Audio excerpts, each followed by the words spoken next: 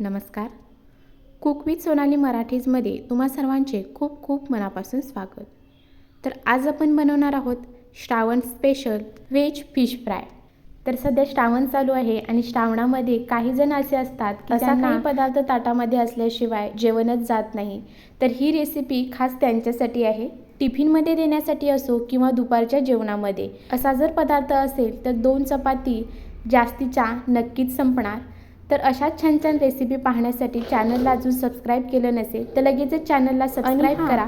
Veg fish fry पदार्थ कशापासून बनवला आहे त्याच्यासाठी शेवटपर्यंत रेसिपी पाहावी लागेल. शेवटपर्यंत रेसिपी नक्की पहा. हा खास पदार्थ बनवण्यासाठी इथे मी घेतलेला आहे सुरण.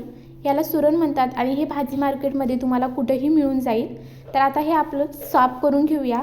हा जो कडेचा भाग दिसतोय तर तो आपल्याला सुरुवातीला काढून घ्यायचा आहे. तर इथे मी चाकून हा सर्व जो भाग आहे वरचा तर तो आपण इथे सुरुवातीला काढून घेऊया. तर व्हिडिओमध्ये दाखवते या पद्धतीने व्यवस्थित असं हे सुरण जे आहे ते साफ करून घेतलेलं आहे. आता आपण याचे काप तयार करून घेऊया. तर तुम्हाला ज्या आकारामध्ये त्याचे काप बनवायचे असतील तर त्या पद्धतीने तुम्ही इथे कट करून घेऊ शकता. पण जास्त जाडसर आपल्याला ह्याचे काप करायचे नाहीत. मीडियम साईजमध्येच आपल्याला ह्याचे जे काप आहेत ते करून घ्यायचे आहेत. हे कट करण्यासाठी थोडासा धारदार चाकूचा वापर करा. ते पटकन कट होत नाही. तर इथे तुम्ही पाहू शकता अगदी अर्धा इंच इतकी जाडी ठेवून मी हे काप कट करून घेते. तर याच पद्धतीने आपण संपूर्ण जे काप आहेत ते कट करून घेऊयात. तर सेम पद्धतीने इथे मी संपूर्ण सुरणाचे काप तयार करून घेतलेले आहेत. पहा, काप तयार करून घेतल्यानंतर आता आपल्याला हे स्वच्छ पाण्याने 1-2 वेळेला धुवून घ्यायचे आहेत. स्वच्छ पाण्याने धुवून घेतल्यानंतर एका प्लेटमध्ये इथे मी काढून घेतलेत.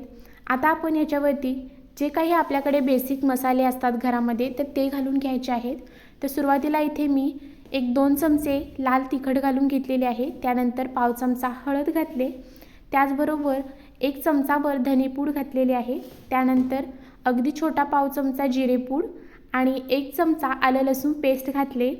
आता ह्याच्यामध्ये अगदी थोडंसं म्हणजे चमचाभर एवढं तेल घालायचं आहे आणि हे आता आपल्याला सर्व व्यवस्थित मिक्स करून घ्यायचं आहे. मिक्स करल्यानंतर मला लक्षात आलं की इथं मी मीठ घातलेलंच नाही. तर मी परत याच्यामध्ये चवीनुसार मीठ घातलेलं आहे आणि त्याचबरोबर एक अर्धा चमचा आपल्याला ह्याच्यामध्ये लिंबूचा रस घालायचा आहे. तर तो व्हिडिओ माझ्याकडनं स्किप झालेला आहे. तर तुम्ही सर्वांनी प्लीज समजून घ्या. आता व्यवस्थित असे हे सर्व काप जे आहेत ते व्यवस्थित असे मसाल्यामध्ये व्यवस्थित कोट करून घेतलेले आहेत. आता सर्व कोट करून झालेले हे जे काप आहेत ते 10 मिनिटासाठी असेच बाजूला ठेवायचे आहेत. तुमच्याकडे जर वेळ असेल तर 15 ते 20 मिनिटं ठेवलात तरीही चालेल. आता 10 मिनिटानंतर इथे मी एका प्लेटमध्ये अर्धी वाटी घेतलेला आहे बारीक रवा आणि त्याच वाटी तांदळाचं पीठ घेतलेलं आहे. त्याचबरोबर चवीनुसार मीठ घालायचं आहे आणि 1 चमचा इथं घातलेला आहे घरगुती लाल तिखट.